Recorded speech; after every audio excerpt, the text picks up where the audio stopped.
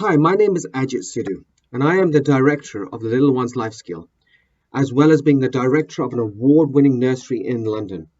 What you are about to get from going through this course is the realization of how much fun we can have with our children by doing things differently and by just having the mindset of how can I make this fun? Even in the hardest moments of raising children, knowledge is potential power only if we put the things that we know into action. So, going through this course will give you a lot of strategies that only you can implement in your daily life. By seeing things differently, life becomes different. And that is our intention because we are in the unique position of changing the future by creating the next generation. By going through these courses based upon fun, care, compassion, and creating memorable moments, you have decided to walk a path of a life changer. You are now a life changer that is about to rediscover a world that exists within our world, a world that all children live in, a world that once we lived in but have long forgotten. So, let's begin. So, all children have their own style of playing, but almost all children have an innate instinct for play.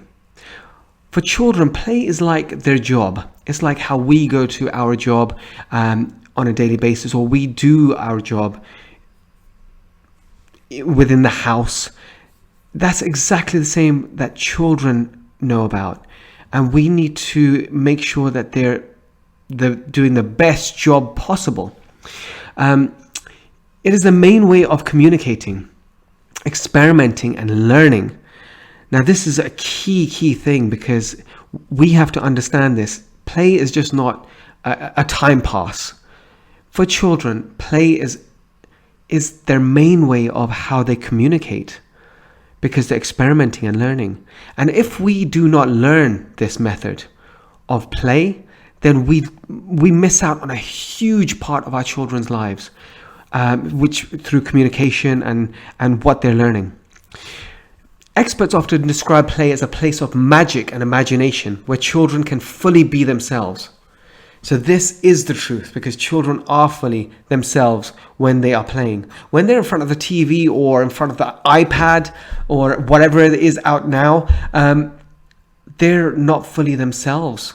They're disengaged from the world. But what we need to do is make sure that they're engaged with the world through play. So we need all this TVs and iPads to be shut down, and we need to get down to the floor and start playing with the children to enter their world. I'll go into that more later on.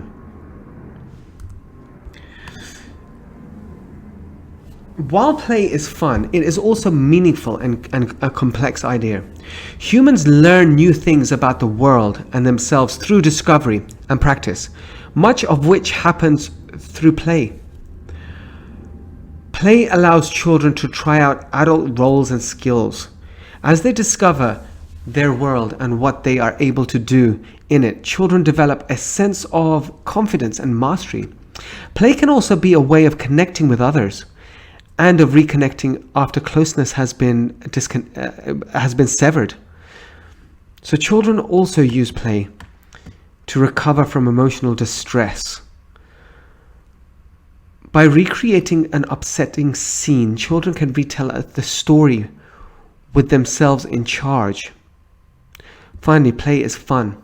Spending time with children is a joyful moment. So there's a lot of stuff that I just said here, and I would like to go in more depth on this. So us humans, we learn through reading and even this course, listening to this course. But children, the way they learn is by doing in a fun way, just like us. When we start doing sports or we do something that's pleasurable, we learn quicker rather than something that we do not enjoy. Also, with play, children can try acting out adult roles. So, for instance, like cooking or cleaning or being a teacher, a police officer. It's all role play, but they're acting out adult roles and discovering skills. They're also discovering the world and are able to do it through the play, which creates confidence and mastery. If we stop that play, then we're basically putting a cap on their confidence. If a situation has arisen where your child has had a tantrum, or we've lost our rag and have kind of pushed them away slightly from us, play is a great way to reconnect. Children play in that manner. This is also evident in the world where the animal kingdom, where if monkeys are upset with each other, they start coming over and just bumping each other, and then they start looking down in a hole and pretending there's something there. And then all the monkeys all rush over to find out what's happening. But these two monkeys that have had an argument or have had a disconnect continue to look at this thing and play, whereas all the other monkeys realize what they're doing and disappear. And they build a connection through play. We do the exact same thing. We connect through play. So if a child has had a distressed time, maybe at school or nursery, he's had a situation where he's been slightly distressed, we can play out the scene again with toys, with teddy bears. But this time the child is in charge, and they can actually tell you what happened through their playing with the toys. And this, if you stop and become aware, you can actually find out. Even if the child can't speak, they can show you through the actions. And by replaying that over and over again, but in a way where the child is in control, that gives them a sense of power to be able to squash the feelings of what actually happened and to overcome them. And like I said, fun is a play is fun. It's a way to spend time with children. Sitting down, reading books is a great method to connect, but also playing with them, playing stuff that they're interested in. Fostering closeness instead of isolation. Now, games based on the idea of closeness and distance, such as peekaboo, hide and seek, and tag, are actually about connection. When you're playing peekaboo, you're disappearing from the child's eyes. And then all of a sudden, when you come back again, you're there. That's usually done for children under 1 year old. When you do hide and seek, that's for children for 1 and above. When you start playing hide and seek, the same concept works. You disappear and then you're back again. And also tag, when you're running after the child and then you touch them, there's a sense of connection that happens when you touch them. And also when you're playing tag, you can have a cuddle at the same time, and that's building a connection as well. Sometimes children are not able to connect or reconnect so easily. They might be annoying, obnoxious, or downright infuriating as they try desperately to signal us that they need more connection. So the way they're trying to communicate that they're trying to connect with us is by annoying us. And yes, the children will annoy us, but that's only because we do not understand them. If we understand that they're just trying to get attention because they want to build a connection, then life changes. These situations call for creating more playtime, not giving out punishment or leaving the lonely child all alone. The worst thing that has been one of the worst ideas that has came into existence and hopefully has been squashed is the timeout, where the child is by himself or herself, isolated. That creates isolation. There is a better method, which I'll be talking about later on, which is called time in, and that it has been mentioned in Bakshi Sidhu's and me being the co-author of our new book that's come out. But it's a time in where you go, where you realize that the child needs us, and we drop everything we're doing, and then we go in. It's game time. We go in down to the level and we get with them. And that's exactly what is being mentioned here. It's not about giving out punishment. It's about doing more playtime, building more connection. So parents commonly respond to children's isolation with anger or worry. They don't understand. But playing provides the keys we need. It's the actual key to unlock the child, to help children out of their fortress of isolation.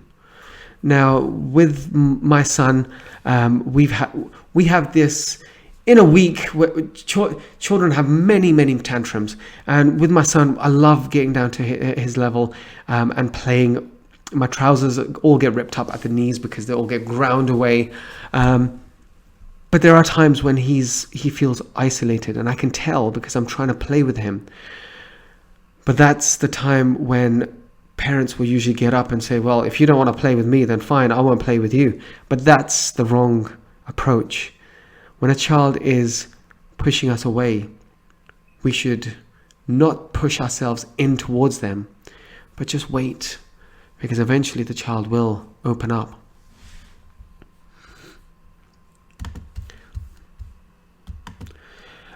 Fostering confidence instead of powerlessness. So self-determination is part of the power aspect of play. So when children play, they get they have a self-determination to overcome certain challenges that play will have.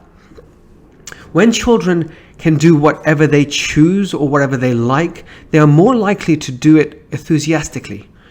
If we are pushing our concepts or our games, they're not going to be enthusiastic at all. When children are frustrated too much, when they're frustrated, they're unable to use play to master their world. And sometimes as parents, we can create that frustration just by overpowering them or trying to push our games upon them, or even pushing them in the sports. Fathers do this. Fathers are the ones that do this mostly when they see the children not able to catch a ball and run fast, and then start pushing them too far, too soon. What happens is they retreat in the tower of powerlessness. They feel powerless, whereas we think that we're trying to push them to become better. There is always a need to take them into the uncomfortable zone. But they need to be enthusiastic in the game that they're playing, so we're able to assess that they're enjoying and then raise the stakes. So powerlessness is often expressed in some confusing ways, such as aggression. Engaging playing with children helps them build the confidence they need to step out of the tower of the powerlessness. So fostering emotional recovery instead of emotional distress. Children use play to recover from upsetting incidents as well. So if we, like I mentioned before, if we've actually pushed them too far and then they're upset, we can reconnect with them and overcome that upset through play.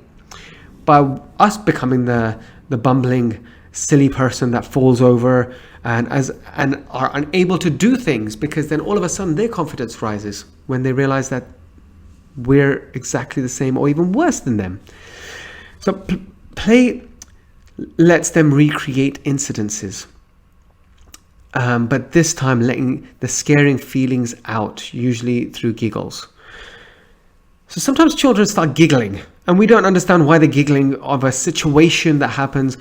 We still do that as adults. If I always say adults are just big children.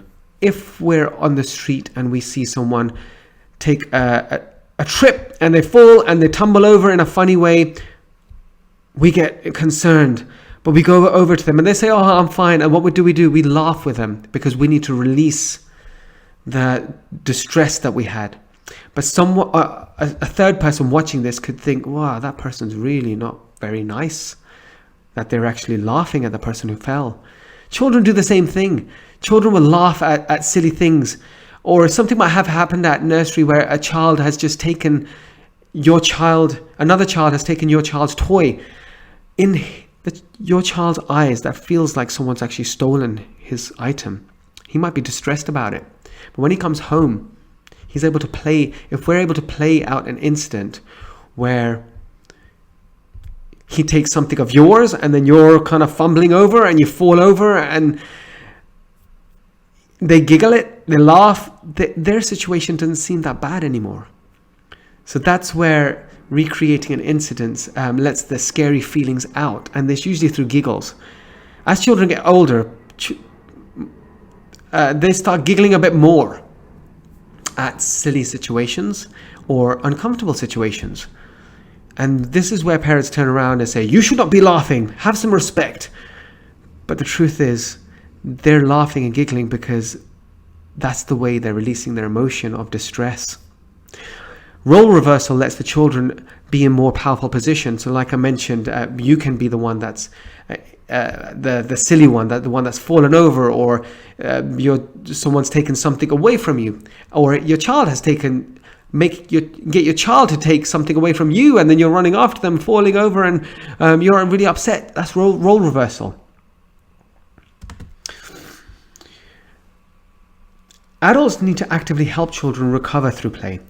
Children who are not allowed to recover emotionally in a playing way may either try to feel better in less playing ways or retreat in themselves and bury their feelings.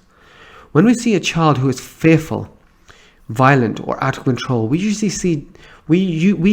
just see the problem behavior, which is anger or worry.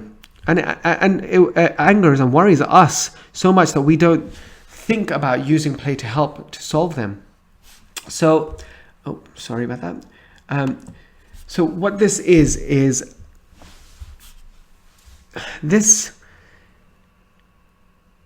when children aren't allowed to play their feelings through, they will get upset and they will retreat and withhold things, and it almost becomes like a pressure cooker.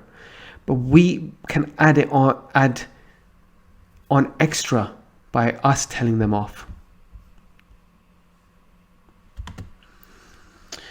So children who feel isolated or powerless may be unable to play happily, or they might resort to hiding or attacking or annoying you or other children. They may just go through the motion of life without any real joy or spark. They may repeat the same words or games over and over without any fresh ideas and without having much fun. They may play in a way that's much wilder than usual, and or more reckless, that could create harm. This is something that we have to be aware of. When parents see these things happening, they don't know how to react. They start getting angry and frustrated themselves. But if we just realize it's time to do the time in, meaning we need to get down and start playing, then we can help the child get out of the isolation and release the pressure that's being created in the pressure cooker. Parents may feel at a loss to help when their children are feeling isolated or powerlessness. They may feel helpless and rejected themselves, and may even retreat into their own tower of isolation and powerlessness. Play is one of the best ways to engage with children, pulling them out of emotional shutdown or misbehavior to place of connection and confidence. This is really important that we always check ourselves. Are we disengaging from our children because of the way they're acting or behaving? Are we creating a tower of isolation and powerlessness within ourselves? Because once we do, when the child comes to us and they want to reconnect, we might not be able to see that reconnection, and we might push them away further, deeper into their dark hole. So we always need to be looking out for these signs. But also when misbehavior occurs, we just need to realize that if we keep these two ideas in our mind, that every single communication is either a loving communication, which all parents love, or a cry for help, which is when a child is misbehaving, throwing tantrums, playing in a distressed way, then we were able to act very, very differently. So try out these new methods. Think about these ideas. When your child is misbehaving, see if they are isolated, if something has happened to them at school or at nursery. See if if you've pushed them without you knowing that you've actually pushed them into their tower of isolation. But all is not lost, because we can just get down and start playing. Just put a smile on your face and gain some energy. If you need to have a shot of coffee, do it and play, because this is the best time, is now with your children. So go and enjoy with your children. This is the first part that is done. We'll be going into the second part as soon as you're there. See you then.